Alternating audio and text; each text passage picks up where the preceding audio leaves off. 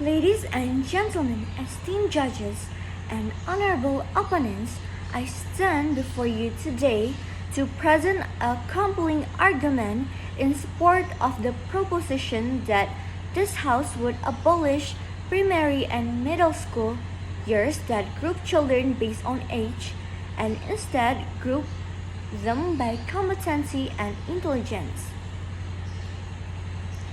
Should children as young as 3, 4, and 5 be taught by ability?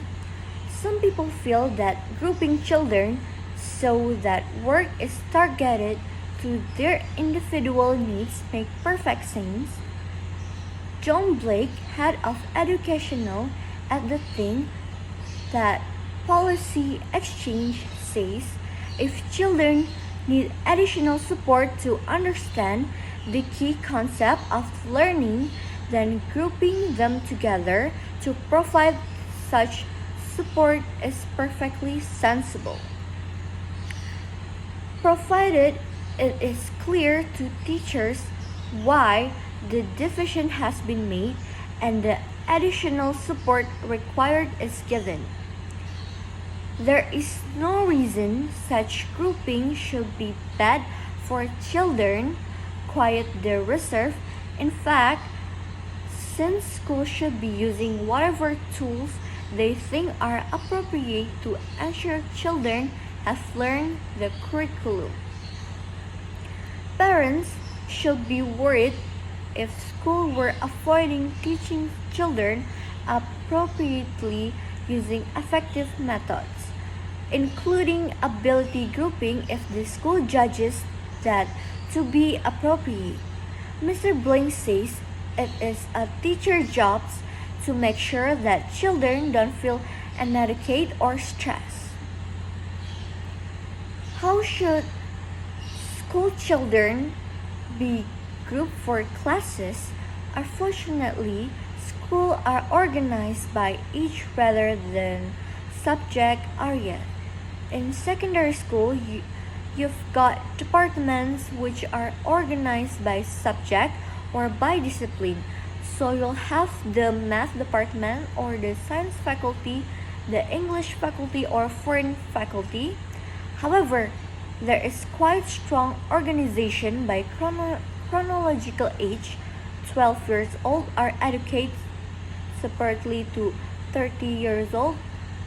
It's not so much that slaves to tradition as that we are taking a view that all children of a certain age are going to be at the same developmental level and just not a practical view to take.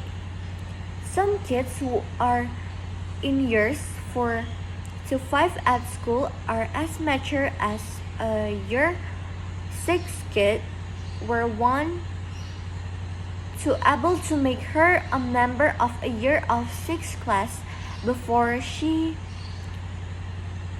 because she wouldn't have any difficulty with that level of academic work in sport and athletics. Weight, size, and height have a direct impact on how the kid is going to perform, but in academic work, weight, size, and height don't make any difference at all. For example, if you got a kid in year 7 who is very bright in math, his size doesn't make a darn of difference.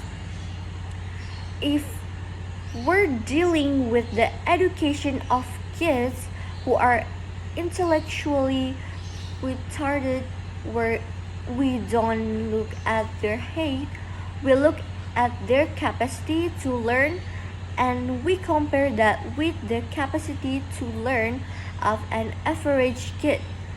Especially with a gifted kids, we don't say, okay, I love to think about putting this kid up to the grade above, but they still only average height for his age. We shouldn't worry about that. We've got to be awfully careful. We were looking at one sort of definition of kids and using it compared to average kids or intellectually disabled kids that we don't make comparisons that are not necessary or valid. Are intellectually advanced kids emotionally mature enough? Mature enough to tends to be correlated with their intellectual ability rather than their chronological age. A kid who is 6 but is more like an 8-year-old in the way she thinks is probably more like a 7 or 8 years old in the way she feels.